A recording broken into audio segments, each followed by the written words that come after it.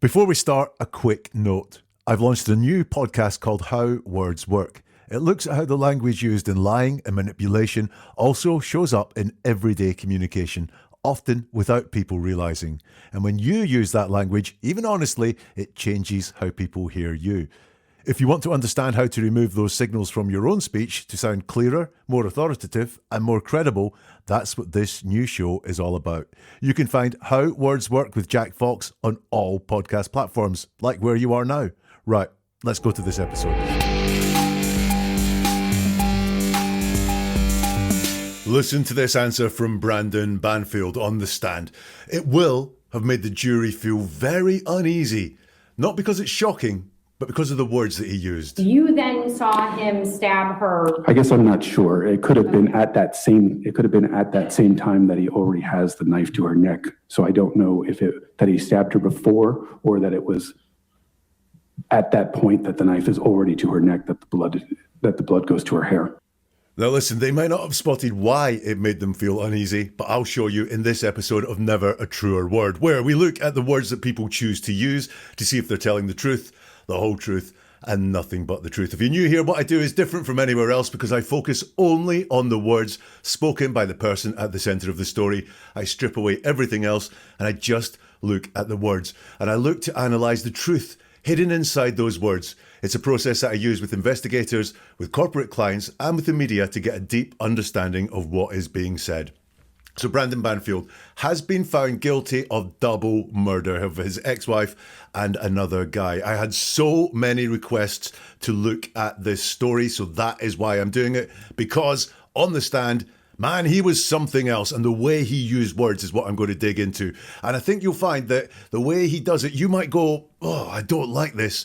I'm going to show you how he uses words in a way that will make you feel uneasy and will have made the jury feel uneasy. You see, I really believe that the jury have met creeps, scammers, abusers, manipulators in their life before, using the same word patterns that this guy Brandon uses. And they will have felt that. They will have remembered that. Even if it wasn't logical and even if they weren't aware of it, it will have set off red alerts in them left, right and centre. And I'll show you why that came through in his words. By the way, if you want to see more of this, because there's so many requests, there's more testimony that we could look at. There's the 911 call. There's testimony from the au pair in this trial as well that could be looked at. Do let me know in the comments if you want. I'll also see if this video gets enough shares and so on that there is interest in this story. So as we go listening to Brandon, I want you to listen for a few things that could have put the jury on edge. Listen for him. Oh God, that was so close to being great.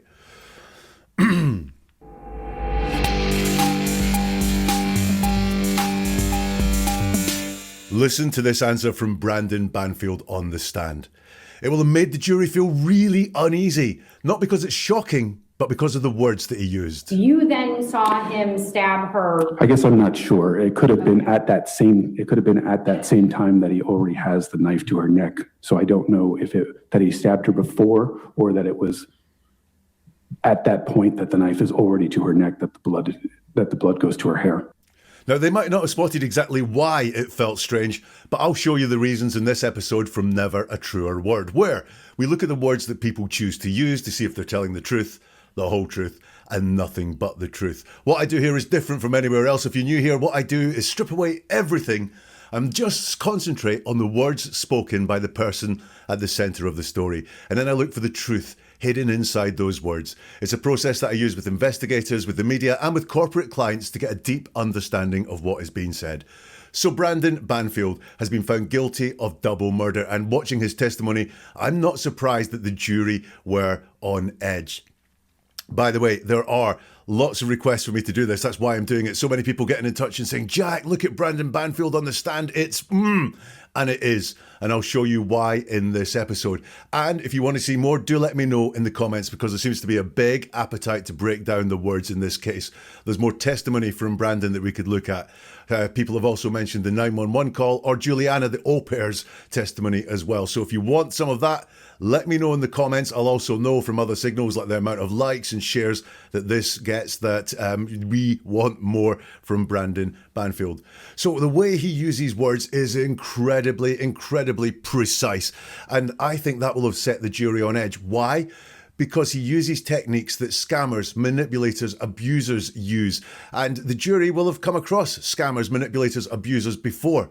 And they will recognize those word patterns. Even if they don't realize it out loud, they will just go, this guy reminds me of things. My red flags are going off left, right, and centre. And I will go through some of his testimony and I'll point out the way he uses words that will have set this jury on edge and paved the way for that guilty verdict. So as you are listening to this, listen for him hedging.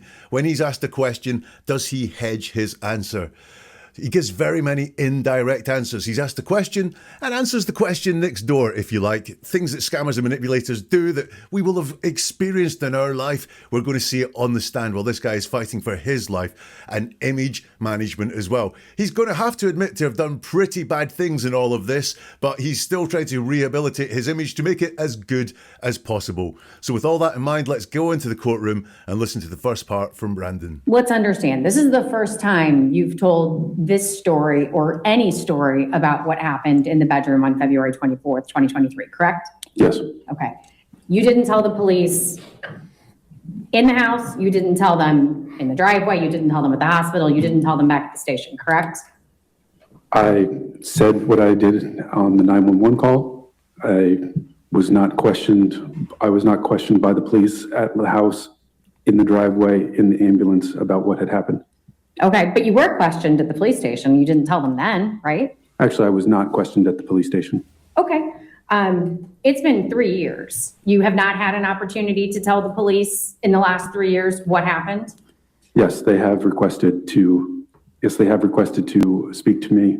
The police did request Detective Bryant, I believe, requested to speak to me at the hospital, not at the police station.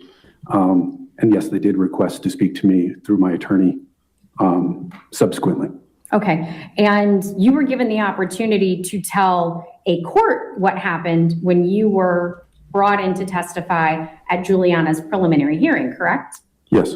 Okay, and at that point in time, you didn't tell anybody this story, right? I was advised that that defense of others is not relevant for preliminary hearings, and it was my intention that I was going to testify at Juliana's trial. Okay, but at the preliminary hearing, you didn't even admit to Christine being your wife, correct? That's what I was instructed to by my attorney. Okay. Right. Fascinating already. This is the first time you've told this story about what happened in the bedroom on February 24th, 2023. Correct, he's answered. He's asked and he answers yes. Simple, straightforward. It's a yes-no question. He could say, yes, it is the first time. No, it's not the first time. And he just goes with yes. A good baseline for what the truth sounds like. And we'll tell the truth wherever it's in our best interests, as long as it's not something that's going to expose us or out us as a liar. So he just goes with a yes. That's what he's going to sound like when he tells the truth, which is worth bearing in mind as we go through all of this. He's asked, you didn't tell the police in the house. You didn't tell them in the driveway. You didn't tell them at the hospital. You didn't tell them back at the station. Correct?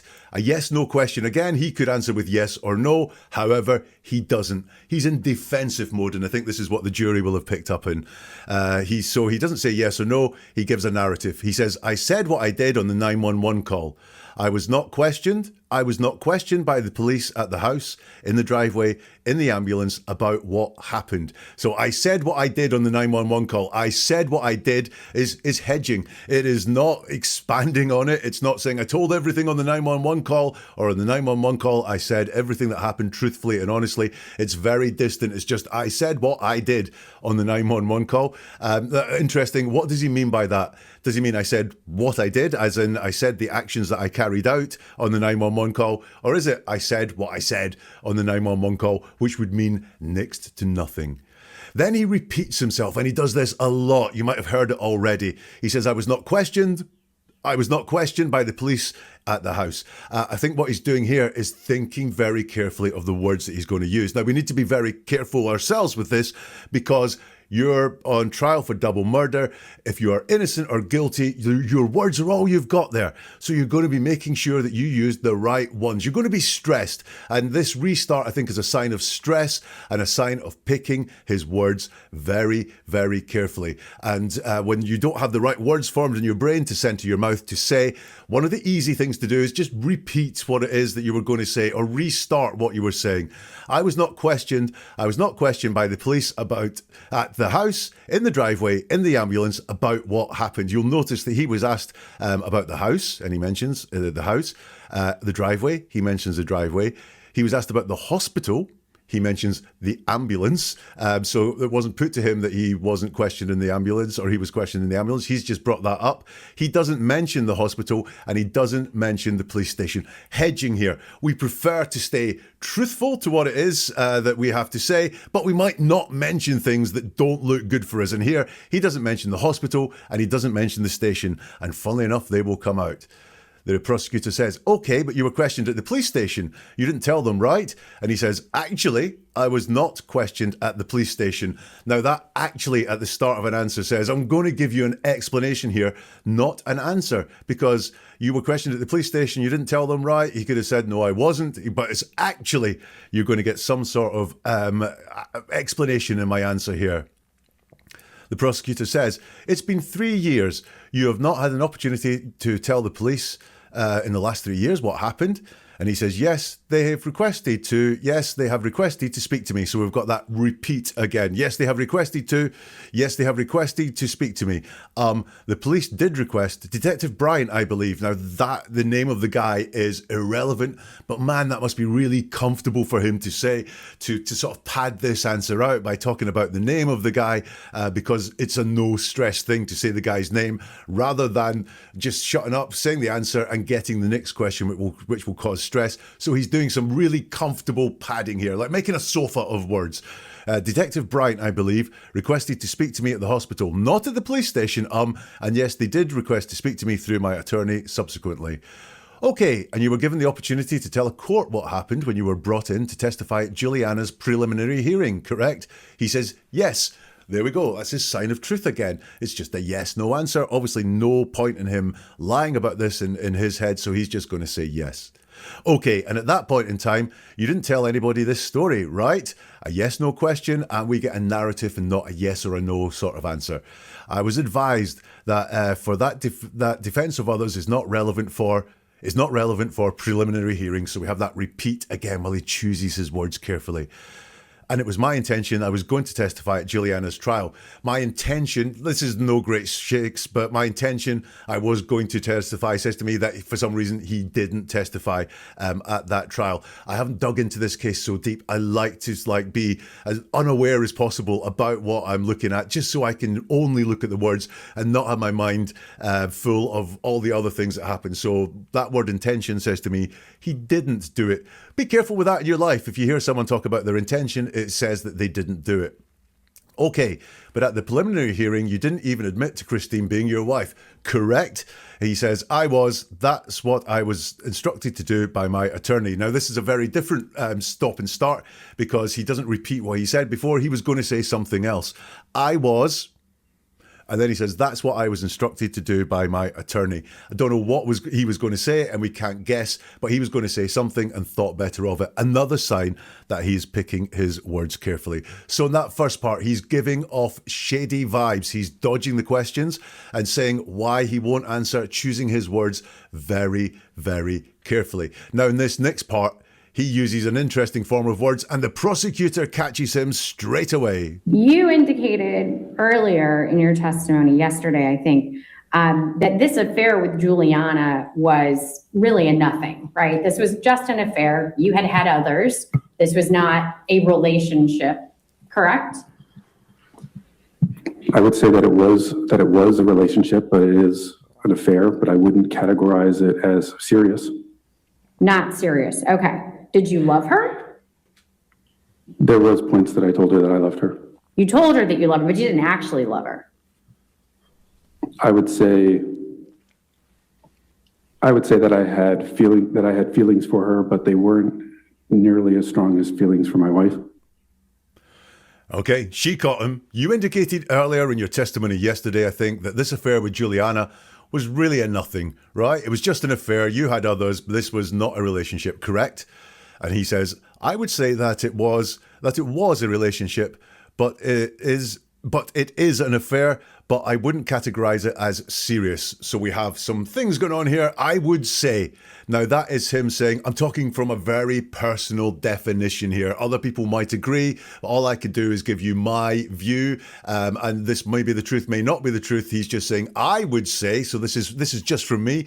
I would say that it was a relationship. He uses the past tense there, which is an indication to me the relationship no longer continues, certainly not in the form that it was, because he uses the past tense. But it is an affair. Now, is in the present tense. So this is curious for me. It was a relationship. It is an affair.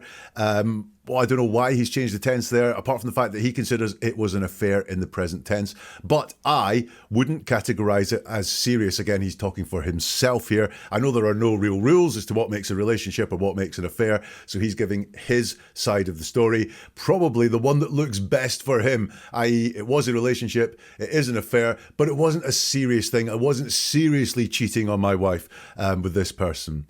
Not serious, okay, says the prosecutor. Did you love her? And his reply is not, yes, I loved her. No, I didn't love her. There, he says, there was points that I told her that I loved her. So what he is doing there, dodging the question. I've probably in evidence somewhere that he has said, I love you in a text message or something else that's been found. So he wants to pull back from that and say, I told her I loved her, but I didn't really. Now, this is one of those things where he might think in this moment, this is making him look good. As in, I told her I loved her, but I didn't really because I loved my wife. And you need to think of me as someone who loved their wife because I wouldn't do these murderous things to my wife. However, he's just talking like an abuser, qualifying his words out there. And actually what he's saying is I'm a liar. Here, there were points that I told her I loved her. The inference being I didn't love her. So what he's saying to the jury there is, I'm a liar to woman. The prosecutor picks up on that and says, you told her that you loved her, but you didn't actually love her. And he starts again with, I would say, i.e. this is just my point of view. And you can't argue with my point of view. It's my personal definitions. He repeats himself again. I would say that I had feelings for her, but they weren't nearly as strong as feelings for my wife. He takes ownership of the feelings for Juliana. I had feelings for her. But he doesn't take the ownership of the feelings for the wife. They weren't nearly as strong as feelings for my wife. There's no I in there. He doesn't say they weren't nearly as strong as the feelings I had for my wife, just feelings for my wife. My thought on this is, he was really into Juliana and really, really dismissive of his wife. But here, has he ever told the truth to anyone?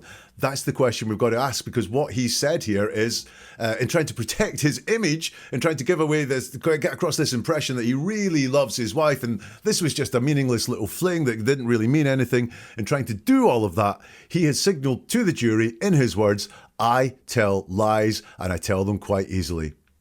Let's hear some more from Brandon Banfield on the stand. All right, do you recognize this letter? Yes, And this is your letter to Juliana, correct. written while she's incarcerated, is that correct? Yes, Okay. Is it fair to say that in this letter you profess your undying love for Juliana? yes, it appears that I was definitely in love with her. Definitely starting in the summer of 23. Oh, okay. So it was just before she was arrested that you were fully in love with her? Well, that's when we had an opportunity to actually have a bit of a relationship. With other points were obviously very separated. I mean, I was still working a lot. Christina was obviously still around, and I was spending a lot of time with her. So it wasn't really until the summer of 23 that we had a lot of time together. Okay, but in this letter, you're talking about the memories of times you spent together before Christine's death, correct? It seems like some of them are before and some are after. Okay, and the long hot cuddle, was that before Christine's death? No, that was after. We rode a bike and went to lunch and got caught in the rain. You can see now why the jury will be getting all sorts of signals of what? He starts off with some truth signals. Do you recognize this letter? Yes, simple, straightforward. This is your letter to Juliana? Correct, simple and straightforward. Written while she's incarcerated, is that correct? Yes, he says, again, all simple and straightforward. And then he deviates from that again. Okay, is it fair to say that in this letter you profess your undying love for Juliana? And he says, yes, it appears that I was definitely in love with her, definitely starting in the summer of 23. So he realizes, wow, this is not great. How do I form some words that make this sound in any way acceptable? So he stutters a bit at the beginning. Yes, it appears that I was definitely in love with her. So the stress is like through the roof here, and he's trying to get the right words to get this image manipulation out that he's actually quite a nice guy in this limited circumstances. He says, it appears that I was. I'm not sure he's ever really loved anybody, or he's never, potentially the person that uses love as a sort of commodity rather than as a feeling. It appears that I was. So he's not answering for himself here. He's just saying, it appears that I was, as in, from this letter, it might look like that. It appears that I was. I was definitely in love with her. Definitely starting in the summer of 23. Now he uses this, and I don't know why he does it, but it's very important for him to say when this love started. Definitely starting in the summer of 23. Now, none of this is relevant to the question. Is it fair to say in this letter you profess your undying love for Juliana? Yes, it appears to be that. Would directly answer the question and deal with what was asked, but he wants to go extra and add more in, and that's when this started, the summer of 23. Is that after the murder? Yeah, I think it would be. So it was just before she was arrested that you were fully in love with her. It's another yes/no question, and instead of yes or no as an answer, he starts his answer with, well. Always a signal that you're not going to get a straightforward answer to your question. If you get this in real life and in your life, people will answer the question with, well, they're signaling to you, I'm not going to directly answer your question. I'm going to give you some explanation, maybe before you get the answer, or maybe it's an explanation as to why it's a bad question and I'm not going to answer that question. Well, that's when we had an opportunity to actually have a bit of a relationship with. And he stops. And if you watch his body language, he regrets saying that. That's when we had an opportunity to actually have a bit of a relationship with. And he stops. And he moves on to something else. He says other points were obviously very separated. So I think this is his cover up for what he was going to finish the bit of a relationship with, and then wants to talk about the separation. Because I think what's important for him to get across to the jury, even though it's a lie, is this was just a trivial little fling I was having with Juliana. Didn't mean anything, couldn't have led to murder. So that's where he brings up this. Other points were obviously very separated. I mean, I was still working a lot. Christine was obviously still around, and I was spending a lot of time with her. So he's floundering a little bit here. He realizes he's on the rack a little bit, and he's trying to find the right words, which is why we've got all this stop, start. But also, his wife has been murdered. And he refers to it as Christine was obviously still around, lingering like a bad smell. That's the impression those words give me. It's not, still alive at that point, still with us. Christine and I were married at that point, or living together, or anything that's sort of active. It's just still around.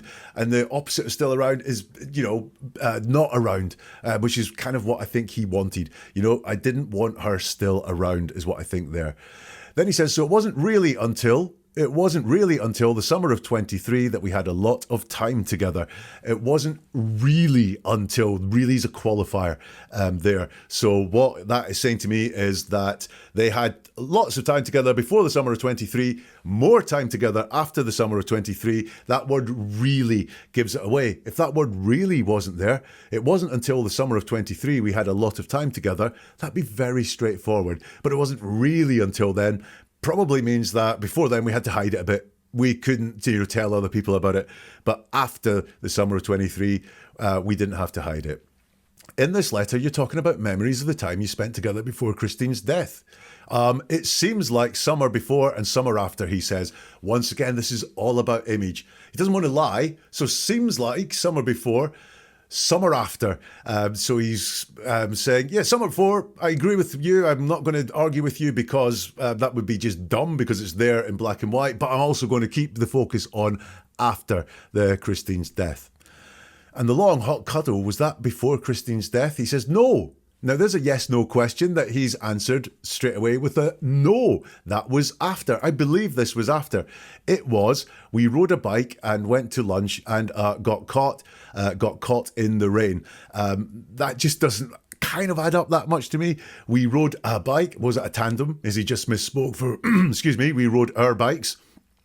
Went to lunch and got caught in the rain. While you were having lunch, were you eating outside? It's just very strange. And got caught coming up in his words there made me go, did you get caught doing something else at that point? Is that what you're talking about? So listen, in that part there, his casual dismissal of his wife is really disturbing to me. That still around.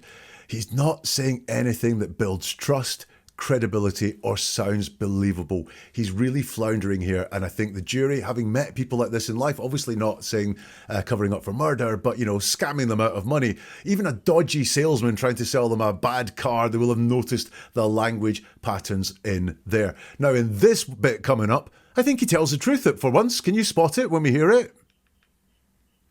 But you are contending, again, these feelings, these very strong feelings, these let's be together for the rest of our lives feelings did not exist when your wife was alive. Correct.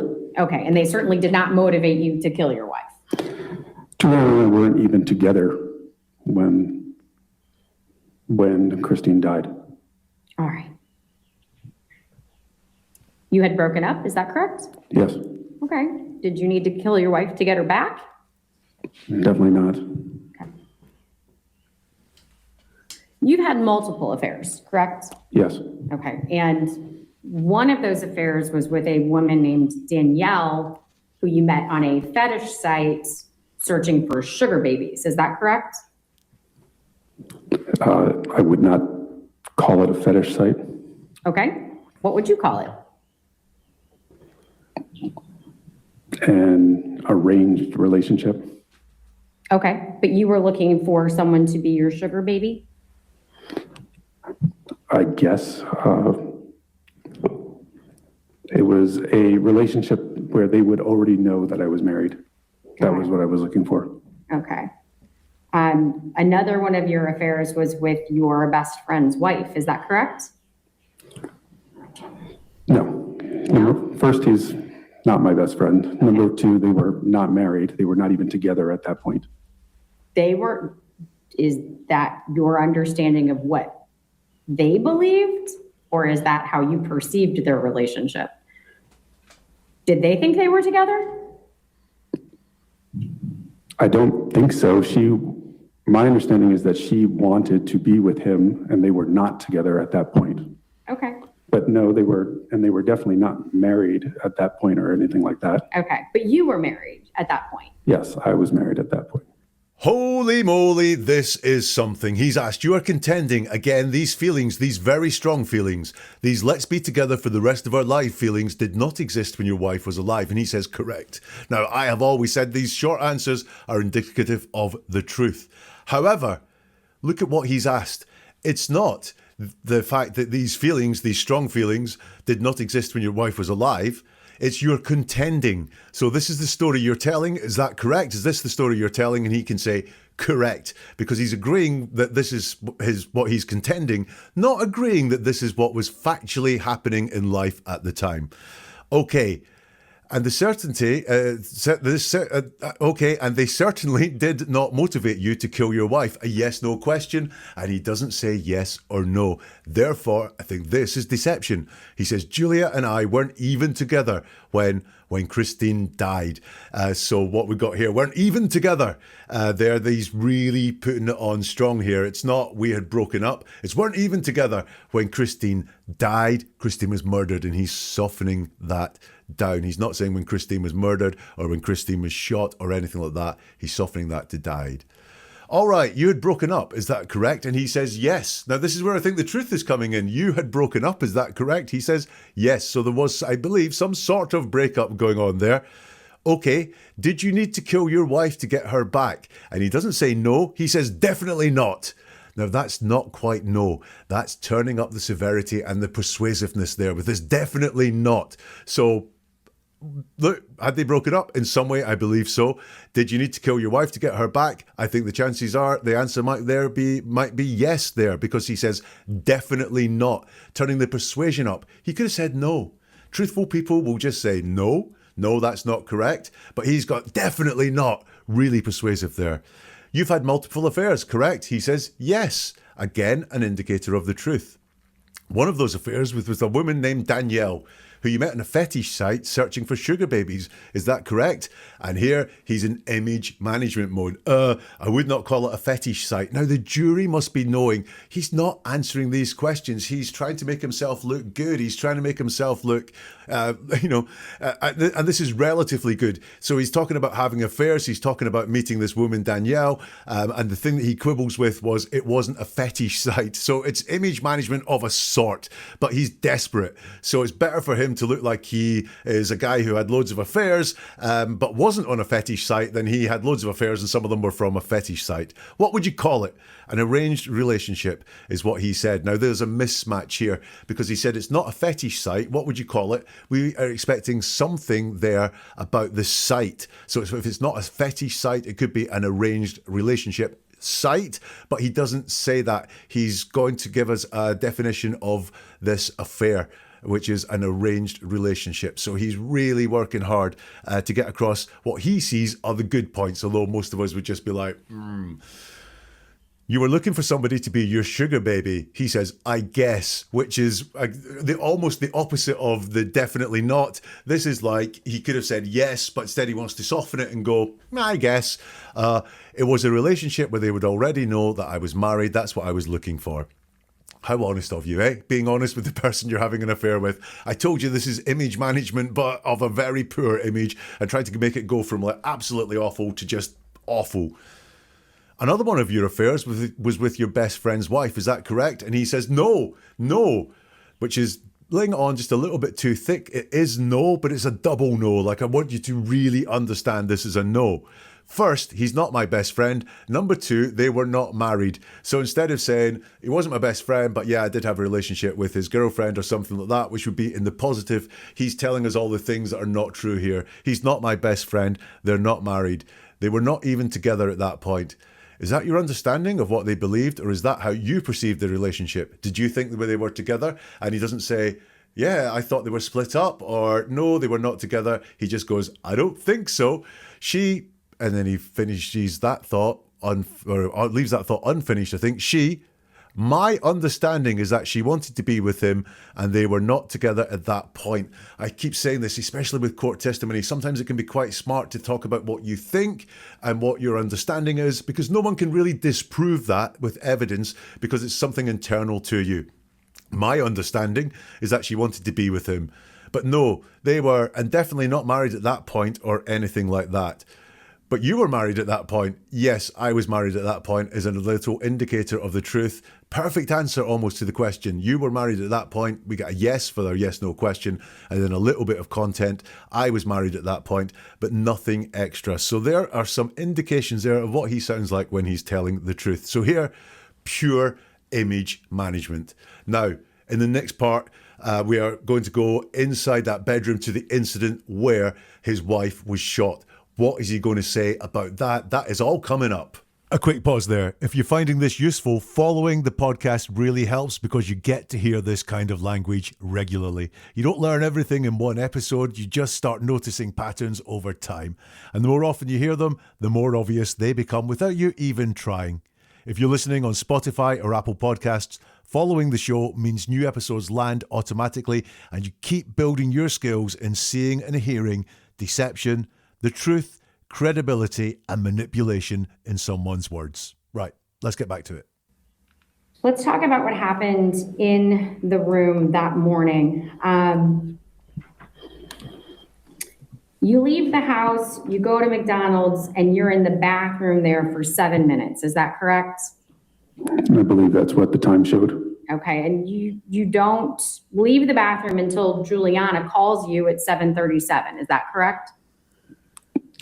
I believe that's the time. I don't have the time in front of me. Okay, but as you're leaving the bathroom, you don't call 911. I did not. Okay, and you don't tell Juliana to call 911. No, I did not. You don't run out of McDonald's. We've seen you on the video. You walk to your car. I thought it looked like I was walking faster than normal. Okay, but you're not concerned. You said at this point in time, you didn't have any reason to worry. You thought maybe she was just having an affair, another one, correct? That was my original thought. Okay, so out of curiosity, if she's having another affair, why are you going back to the house at all? Why didn't you tell Juliana just to go to the zoo with Valerie? Don't worry about it. It's just another affair. Well, I mean, I'm not going to be telling Juliana about Christine's affairs. That's not something I would discuss with her. Why not? You're having an affair with Juliana. We discussed basically nothing about Christine together. She didn't want to know anything about Christine. Okay, so you're leaving the McDonald's. You're heading back home to catch your wife in the affair then? I was very unsure of what was going on at that point. It went through my mind that it was possibly going to be an affair, but I did not know what it was. Okay, so when you arrive at the house, you're saying that Juliana brings Valerie in after you to the basement. Is that correct? Yes, and she also said that she followed me later. She didn't say that I told her. Okay, and at that point in time, again, you're still thinking you're just busting your wife having sex with some guy.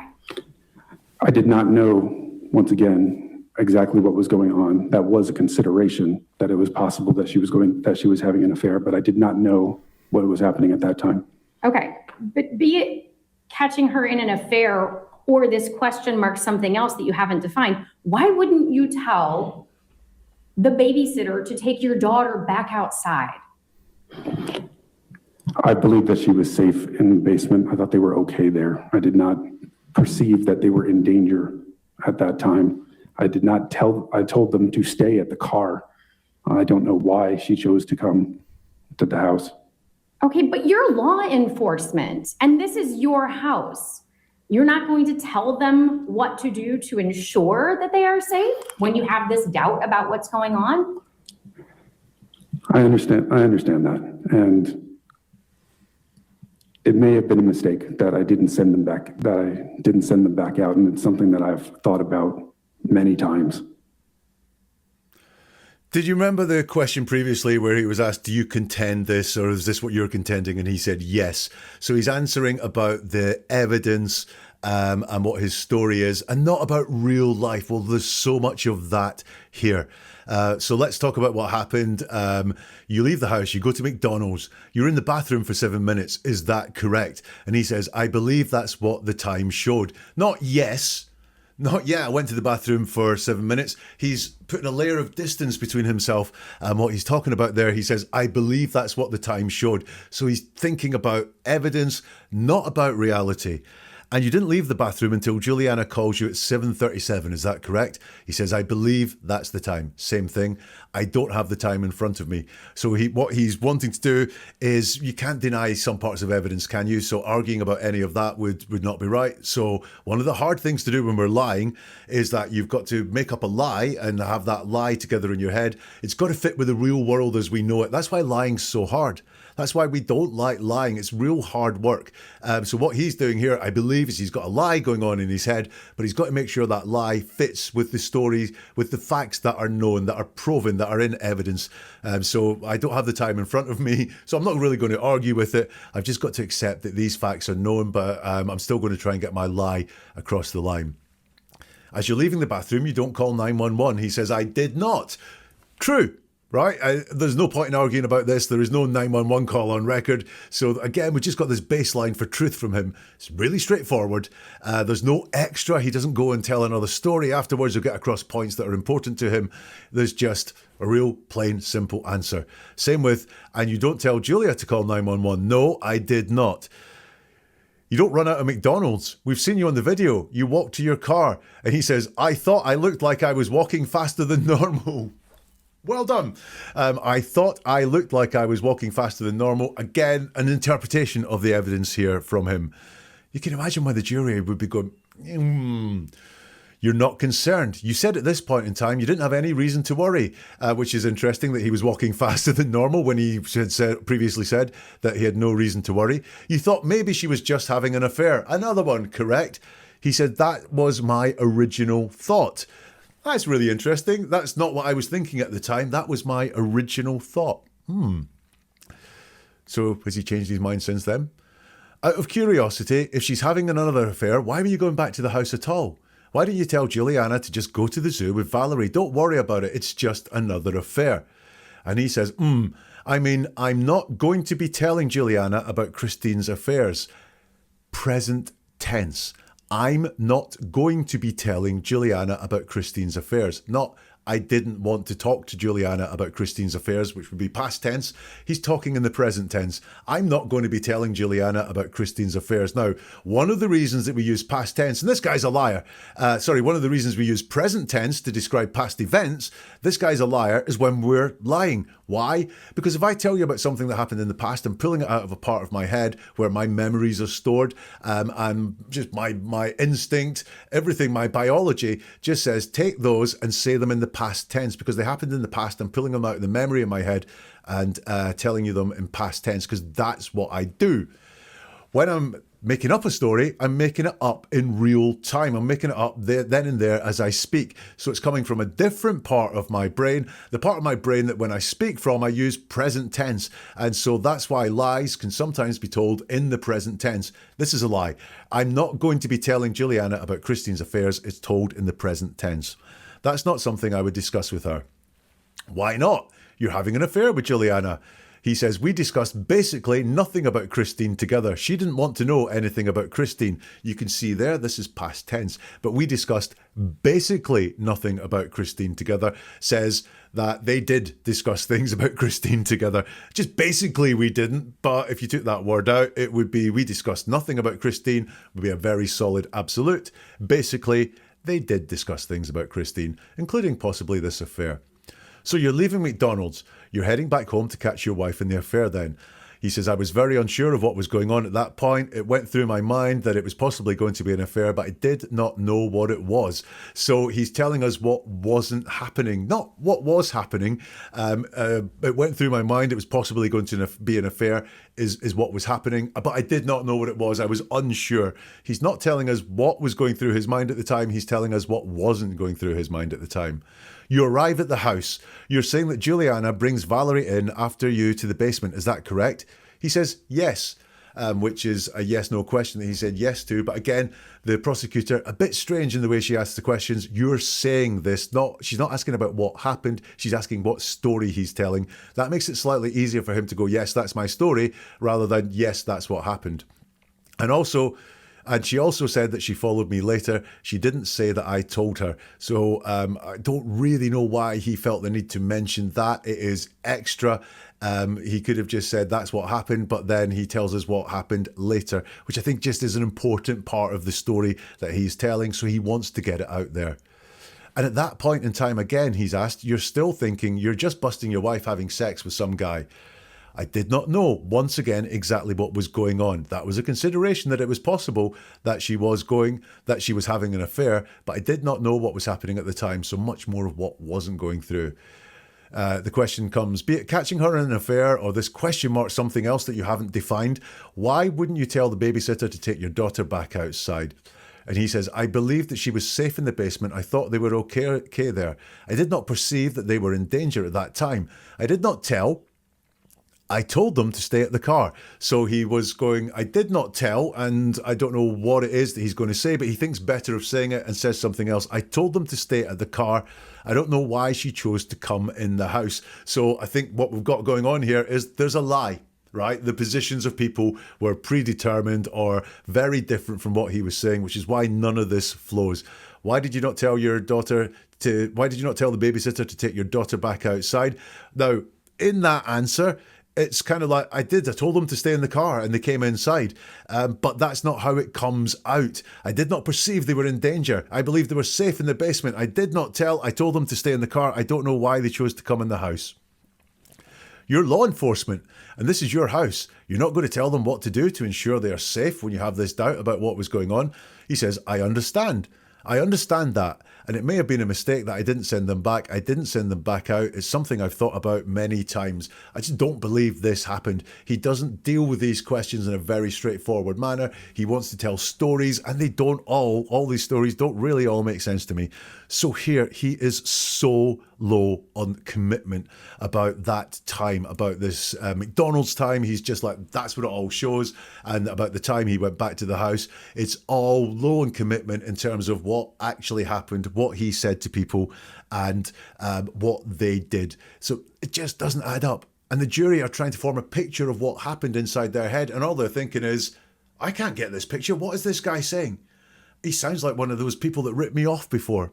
Now, the pressure is really on here because we're getting to the crux of the moment when the shootings happened and he starts to show language under pressure. You get up to the room with your gun drawn and you see what's happening. You see Joe Ryan behind your naked wife with something metal in his hand. Is that accurate? Yes. Okay. And at that point in time, you yelled police, correct? Yes. Okay. You didn't shoot. No. You did not yell for Juliana, who's behind you, to call 911. I didn't know that Juliana was behind me or had climbed the stairs at that point. I had only seen her on the main floor leave at the door. I did not see her climb the stairs at that point. Okay, but you told us that the foyer is this big echoey chamber that you can hear from anywhere in the house. If she's in the foyer and you're standing at the door, whether or not she's immediately behind you, if you yelled, call 911, she would hear you, wouldn't she, in this echoey foyer? Yes, she would hear that. Okay, but you didn't do that, did you? I was focused on the tense situation that was in front of me. The first thing that's put to him there is you get up to the room with your gun drawn and you see what's happening. You see Joe Ryan behind your naked wife with something metal in his hand. Is that accurate? He says, yes. We know what I think about that. At that point in time, you yelled police, correct? He says, yes. You didn't shoot. No. This is so straightforward at this point. You did not yell for Juliana, who's behind you, to call 911. And then he doesn't say, no, I didn't, or yes, I did. He tells a story. I didn't know that Juliana was behind me or had climbed the stairs at that point. Interesting, because I would have been sort of satisfied with that. I didn't know Juliana was behind me, but the climb the stairs part is extra. It doesn't need to be said. And also, if he didn't know it, he wouldn't know that she did it. Look, it's blatantly obvious that she climbed the stairs if she was up a floor from where he last saw her.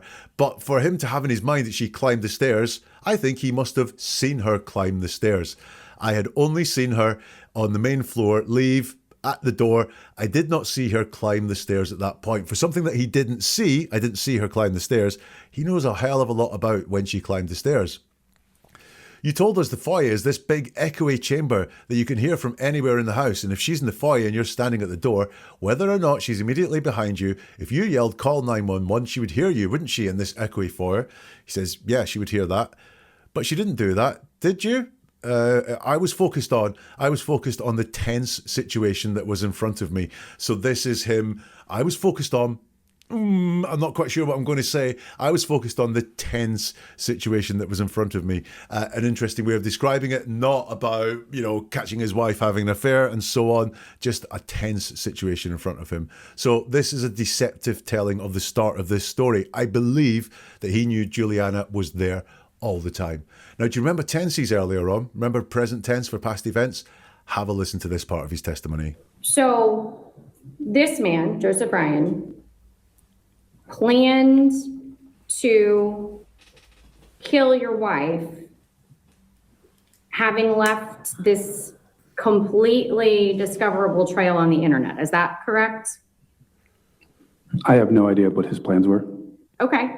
So you think maybe he came for another reason and then at some point his mind changed?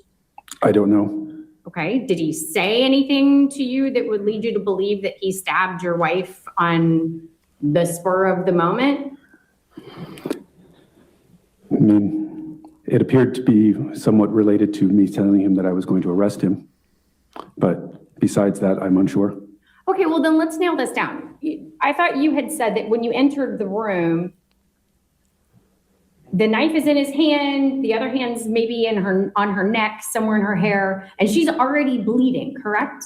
I believe that there was already blood in her hair. Okay, so in your version of this, he had already stabbed her when you walked in the room. I believe so.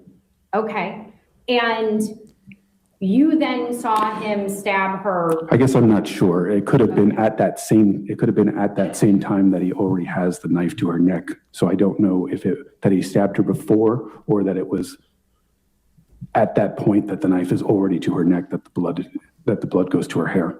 Okay, well, I'm sorry. Let's go back then and talk about your testimony. You described that when you came in, Christine was moaning / yelled. You thought she was being stabbed. She went to her left, and it seemed he, Joseph Ryan, was putting forward movement. That's what you testified to, right? So that would be the first stab that you saw. The knife is inside of her hair, which would be at the location of her neck. I can't tell. Christine was yelling and obviously in pain. So I might think that she was already had the knife pressed to her at that point. So this man, Joseph Ryan, planned to kill your wife, having left this completely discoverable trail on the internet. Is that correct? He says, I have no idea what his plans were. Tenses I'm going to focus on here. I have no idea. It's him talking about right now. But he's been asked about the events on the day that these people were murdered. So it's not I had no idea what his plans were. It's I have no idea what his plans are. So he's talking about himself right now. Also, when someone says they've no idea, very often a lie because we do have an idea. How did that glass get cracked? I have no idea. Yeah, you do. It fell. Someone smashed it. You broke it yourself. I don't know is generally a bit more honest, and that comes up. So you think maybe he came for another reason and at some point changed his mind. He says, I don't know. Did he say anything that would lead you to believe that he stabbed your wife in the spur of the moment? And he doesn't say, yes, he did, or he doesn't say no. He says, I mean, which is like, well, at the beginning of an answer. It's you're going to get a story here.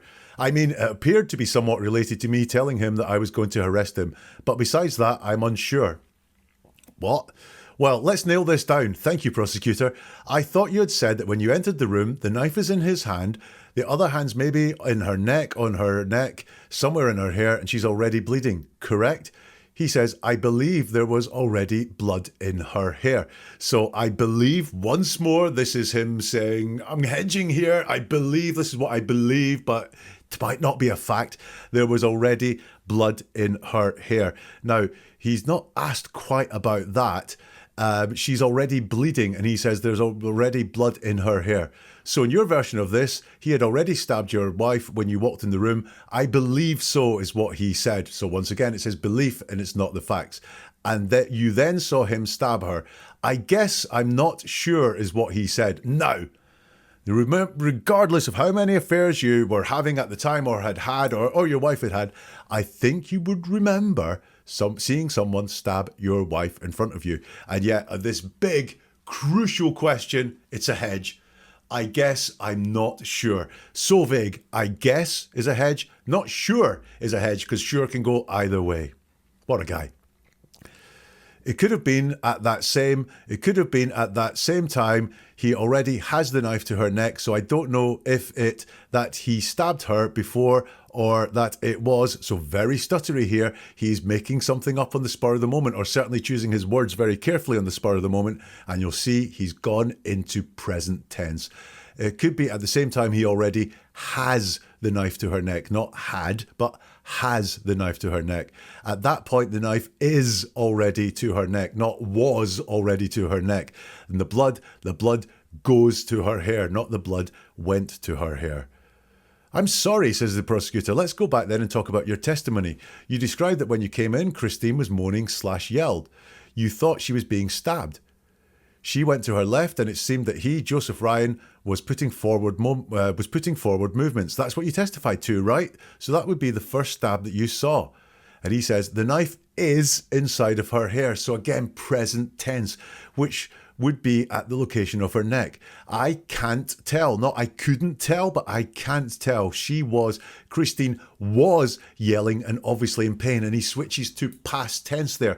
Christine was yelling and obviously in pain. So I believe that's truthful, that Christine did yell and was in pain. Just the rest of it, the is and can't tell parts, these are all made up. But then he's blending that into the truth as he knows it, which was Christine was yelling and obviously in pain. So I wouldn't. I might think she was already had the knife pressed to her at that point. So in this part here, lots of hallmarks of a safe and constructed story from this guy. It's secure for him to tell this. He's hedging, so he's not committing to anything. He's not just locking in a story. It's just, I guess it, I'm not sure. And all that present tense says to me, he's making things up. Now, this bit got me interested. Did he shoot or didn't he shoot? So how long do you think passed between your instructions to Joe Ryan to put down the knife, let her go, let her go, let her go, and your wife is bleeding before you shot him? Not that long, under a minute. Under a minute. Okay, so if we were to count out 60 seconds, 1, 2, 3, so on and so forth, that would be a minute. And in that time, you did not shoot him. I did not shoot him, and I did not shoot him prior to Christine going to the floor. Okay, and at that point in time that she's going to the floor, we're at least 6 stab wounds in, right? To the best of my knowledge, it's hard to see. Also, I'm aiming down my sight at Joe, and so I'm not focused exactly on Christine. You have a narrowed view when you're aiming down a firearm. And you just couldn't pull the trigger, could you? I was afraid. Okay. And you are a trained law enforcement officer, correct? I am, but I have my shooting record is on the lower end for the qualifications, and there is not a lot, and there's very little space there. And I was afraid of hitting her. Okay. Mr. Ryan did not have a gun, correct? Not that I'm aware of. You also had handcuffs, correct? Yes. You didn't use those to apprehend Mr. Ryan, correct? Looking back on it, I should have handcuffed him after my shot. Would be something that I should have done looking back at it. He's asked, how long do you think passed between your instructions to Joe Ryan to put down the knife, let her go, let her go, let her go, and your wife is bleeding before you shot him? So the premise is put to him that you shot him, and he doesn't disagree with that. He says not that long, under a minute. Now, I know he's been found guilty. I know he shot him, but just right there, he does agree that he shoots her. Something that is worth looking at when you're talking to people. Do they agree with the premise of the question? And he doesn't disagree with the premise of the question. He says, not that long, under a minute. Under a minute, okay, so if we were to count out 60 seconds, 1, 2, 3, that would be a minute. And in that time, you did not shoot him. He says, I did not shoot him, and I did not shoot him prior to Christine going to the floor. So I can now tell when he says he shot her when well, really, he's talking in the negative here. So I don't know when the shooting happened. I did not shoot him and did not shoot him prior to Christine going to the floor. So in his head, I guess it's after Christine went to the floor. You'll notice he's very formal here. He says, I did not shoot him. I did not shoot him. Not I didn't shoot him. I didn't shoot him prior to Christine going to the floor, which is something people do a lot when they want to be taken seriously, when it's very important they are believed. Actually, he talks that way a lot through this evidence, so I can't really draw that much from that. At that point in time, she was going to the floor. There were at least 6 stab wounds in, right? To the best of my knowledge, it's hard to see. Also, I'm aiming down my sight at Joe, so I'm not focused exactly on Christine. Now, I'm aiming down my sight at Joe, another thought that he's taking, I'm going to take a shot. So I'm not, so he's telling us what's not happening, which quite often is actually what's happening, focused exactly on Christine. Again, we've got a qualifier there.